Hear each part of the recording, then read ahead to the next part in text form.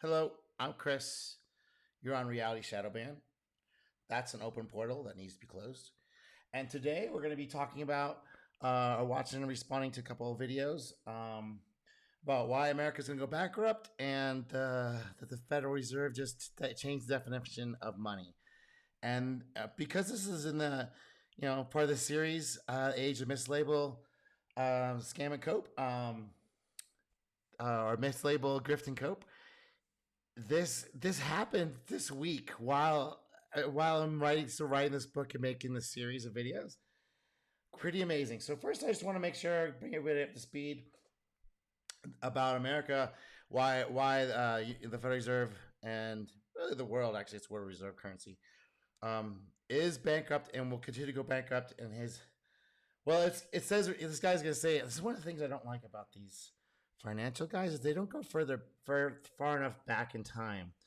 And I'm not really sure why, but America's been bankrupt many, many times. And it's always the same thing. There's always some crisis, need money, and the crisis, of course, is artificial because these banking financiers create crises because they know how this works. This is what they do. And I wish these financial guys would say something, but maybe they don't. Maybe that's their grift. So they create a crisis and they convert what the money base is from something to something else. And it's usually been classically from gold to paper or paper to gold. That's usually been what they've been doing. But now they have a new one, the CBDC or cryptocurrency. It's just a ledger. It's just another ledger. Okay, it's just a ledger system. But the thing about the CBDC is it's a central bank digital currency. So it's just we already have it digitally, but they got to relabel it to put in this funny stuff. So let's go do a quick review about what's going to occur here in the next 5 to 10 years. Why is America, or more specifically the federal government, inevitably heading toward bankruptcy? Now, we've all heard about politicians in Washington, D.C. Very used, by the way. Go give this guy why minutes, like and subscribe. I've never seen him before. I'm not going to do a subscribe, but I'll do a like.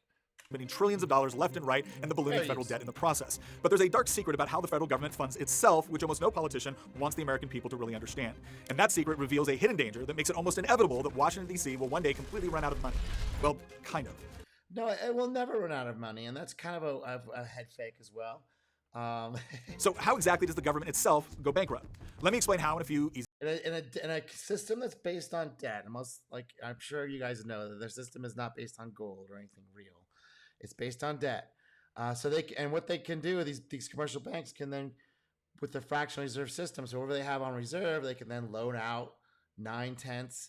And since 2020, they completely got rid of the reserve requirement. So they can that's what's actually happening right now is they figured out they can do unlimited money, and this is because they want to change the system. They want to change it from this Federal Reserve type system to this central bank digital currency where you only have one account for everything. Easy to understand steps. First off, the federal government, like most people and businesses, has a budget. But unlike the rest of us, Washington has been running massive deficits for literally decades, spending way more money than it's bringing in. The annual federal deficit, currently over $1.7 trillion, means Congress needs people to loan them that staggering amount every single year just to keep the lights on. Now, you may be wondering, well, I mean, this terminology, it's like, no, the lights for the government will never go out. This is a head fake. The lights will never go out. But you will, as a person that has to use this currency and be in the system, will get poorer and poorer if you go by the default, which is don't do anything. Who's loaning them all this money? And historically, it's been major corporations, banks, and even foreign countries that have been buying federal treasuries, which are essentially government IOUs. See, it's just paper, right? It's just paper going around. Because there's no gold in the system, that's actually it doesn't have base any value on the gold. Even though that it is really money and it will go back to that eventually. It always goes back to gold and silver, at least for a little while. But maybe Bitcoin will be the next one. That'll be the backstop because it's one there's no way they can stop that now. However, things are starting to change. We're witnessing a shift globally as these major players are no longer as keen to buy up Uncle Sam's debt. It's like a giant... Okay, well, I will say they can't stop Bitcoin inside the United States. And they can try and ban it worldwide like they did with the war on drugs thing. But the minute you leave the United States and go to a jurisdiction that's not 100% the United States, you're not going to have those issues. Giant game of musical chairs, and right now, there aren't enough buyers for the federal government's debt. And as a result, the Treasury Department has to sweeten the deal by offering higher interest rates on the loans they're pushing. But here's the catch. Paying more interest means even more debt has to be issued in order to cover it. It's a vicious cycle, and we're back to square one. And that's also part of it too, because he's kind of hinting about it a little bit here, is that the interest is not ever injected at the time of the loan. That's the big secret, is that these people know that this thing is set up and designed to create perpetual bankruptcies, and now they were like, it's been going well for them, but now they're saying, oh, we want to switch the system out and do a wealth transfer like that we do every 80 years or so. Not enough buyers for the government's debt, and this is where things get tricky. But not to worry, Congress and the Treasury Department have a hidden solution to this problem called debt monetization. Well, okay, so the whole thing is debt monetized. The entire system is based on negative money. That's why they can never run out, because you can't actually run out of something you don't ever have in the first place. You can't run out of things that don't exist. How's that? Gold you can run out of. That was the problem. There's limits. It bumps up. Okay, I understand. Yeah, I get it. But then they went off the rails with this thing. It was never supposed to be like this. It was never advertised as this. But it always turns into this, because that's how these guys operate. They always advertise as one thing, mislabel, right? Then they grift on it. And then everyone has to cope by dealing with this at some point, that this is a fake system and it's not really what we said it was. And oh shucks, we got to give you a new system. This one won't do that. Okay. There's just one problem. This solution is so incredibly dangerous that it's actually outlawed in dozens of countries. So what exactly is it? And why will it almost certainly drive the federal government into bankruptcy? Debt monetization is essentially the government's way of secretly creating money out of thin air in order to buy its own debt. I see. That's also a little bit of a head fake. This is not secret. It's just hard to believe it works like this. That's the secret. The secret is they will tell you one thing, and they'll tell you tell you to your face what they're actually doing, but they're never going to say what they're actually doing. So I guess that maybe the secret part, that they're printing it out of the thin air, but they don't really hide that. They say this is just how a modern system works.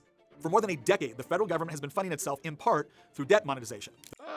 Since the beginning, come on, guy. The Federal Reserve has been printing dollars by the trillion. Since the time the Federal Reserve was instated, that was its purpose. So I'm a little sus on this guy right now, because he's definitely been head faking a little bit. So he's probably grifting. Trillions in order to buy a treasury. So it's good. The grifting he's doing is the half shoes, right? So he probably has some service or some. So what is he selling? Let's see what he's looking. I don't know. Who knows? He's selling something. He's selling ad space. Bonds, thus giving Congress money to spend on whatever it is they want. And this is why it's so incredibly dangerous. Because when the government starts printing more money to buy its own debt, it floods the economy with excess cash. And what happens when there's more money in circulation without a corresponding increase in goods and services? Inflation. And left unchecked, it can and will become hyperinflation. Right. So the inflation he's talking about is by pouring more water into the iced tea mix, the iced tea gets diluted. So it's going to be less. When you take that drink of water or a drink of iced tea, you'll be like, this tastes a little diluted. I'm going to need more. I'm going to need 2 or 3 glasses now. That's inflation. Ding dongs. As the government endlessly prints more money to cover its spending until at some point, people stop using a currency which can no longer be relied upon. In the end, the government will be swimming in dollars. They just won't be worth the paper they're printed on. Right. I mean, that's eventually where all this ends up. So here's an interesting thing that came up today, a few hours ago.